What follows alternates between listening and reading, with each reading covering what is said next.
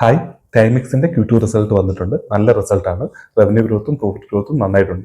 So റിസൾട്ടിന്റെ നമ്പറിലേക്ക് കിടക്കുന്നതിന് മുമ്പായിട്ട് നമ്മൾ കഴിഞ്ഞ ദിവസങ്ങളിൽ പി റേഷ്യോനെ പറ്റിയിട്ടും ഫോർവേഡ് പിനെ പറ്റിയിട്ടും വീഡിയോയിൽ സംസാരിച്ചിട്ടുണ്ടായിരുന്നു. സോ ഫോർവേഡ് പിയുടെ ഇമ്പോർട്ടൻസ് അല്ലെങ്കിൽ അത് നോക്കുന്നുണ്ടുള്ള ബെനിഫിറ്റ് നമുക്ക് ഇതിന്റെ റിസൾട്ട് കൃത്യമായിട്ട് മനസ്സിലാക്കാൻ പറ്റും.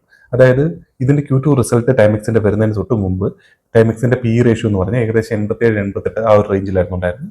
റിസൾട്ട് വന്ന ഉടനെ തന്നെ പി റേഷ്യോ 65-നും 70-നും ഇടയ്ക്കായിട്ട് ഏകദേശം 66-ലേക്ക് കുറഞ്ഞിട്ടുണ്ടായിരുന്നു.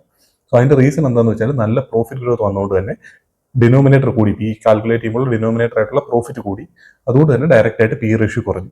സോ ഇതാണ് നമുക്ക് മുന്നിലേക്ക് ഫ്യൂച്ചറിൽ കമ്പനി എത്ര പ്രോഫിറ്റ് ജനറേറ്റ് ചെയ്യാൻ സാധ്യത ഉണ്ടെന്ന് മനസ്സിലാക്കിയാൽ നമുക്ക് അതിന്റെ വാല്യൂഷൻ നമുക്ക് ഫോർവേഡ് പി കാൽക്കുലേറ്റ് ചെയ്ത് ഫ്യൂച്ചറിൽ അതിന്റെ വാല്യൂഷൻ നമുക്ക് മനസ്സിലാക്കി എടുക്കാൻ പറ്റും.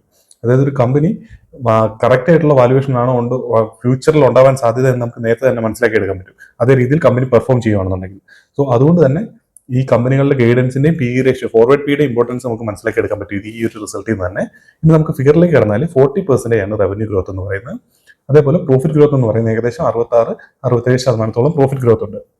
കഴിഞ്ഞ ഫിനാൻഷ്യൽ ഇയറിൽ മൊത്തത്തിൽ ടൈമെക്സ് ചെയ്തിരുന്ന പ്രോഫിറ്റ് എന്ന് പറഞ്ഞാൽ ഏകദേശം 30 കോടി രൂപയായിരുന്നു.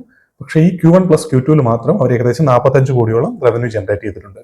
അവരുടെ മാർജിൻസ് ഇമ്പ്രൂവ് ആവുന്നുണ്ട്, എബിറ്റ മാർജിൻസ് ഇമ്പ്രൂവ് ആവുന്നുണ്ട്. അതായത് അവർക്ക് ഓപ്പറേറ്റിംഗ് ലിവറേജ് നല്ല രീതിയിൽ കിട്ടുന്നുണ്ട് അതിനനുസരിച്ചിട്ട് തന്നെ. അതേപോലെ കമ്പനിയുടെ ഫസ്റ്റ് ഹാഫ് ആണ് എപ്പോഴും നന്നായിട്ട്, അതായത് സെക്കൻഡ് ഹാഫിനെ കഴിഞ്ഞ് കൂടുതൽ റവന്യൂ അതേപോലെ പ്രോഫിറ്റ് ജനറേറ്റ് ചെയ്യുന്നത് അവർക്ക് ഫസ്റ്റ് ഹാഫിലാണ്.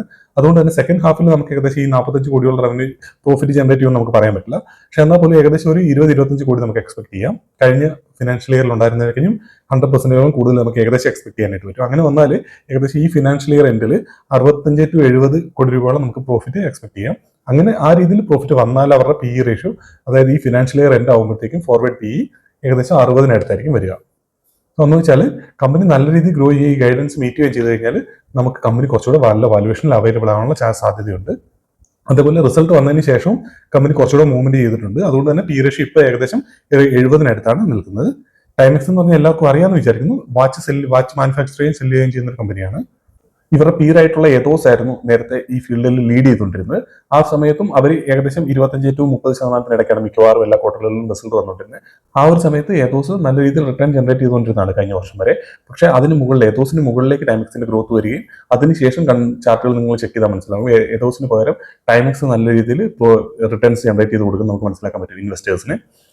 ഇങ്ങനെയാണ് മിക്കവാറും ഒരേ കമ്പനികൾ തന്നെ, ഒരേ സെക്ടറിലുള്ള രണ്ട് കമ്പനികൾ തമ്മിൽ പെർഫോം ചെയ്യുമ്പോൾ അതിന് നന്നായിട്ട് പെർഫോം ചെയ്യുന്ന സെയിൽസ് ഗ്രോത്തും പ്രോഫിറ്റ് ഗ്രോത്തും നല്ല രീതിയിൽ വരുന്ന കമ്പനികളിലേക്ക് ഓട്ടോമാറ്റിക്കലി ഇൻവെസ്റ്റേഴ്സ് അട്രാക്ട് ആവാനുള്ള സാധ്യത വളരെ കൂടുതലാണ്.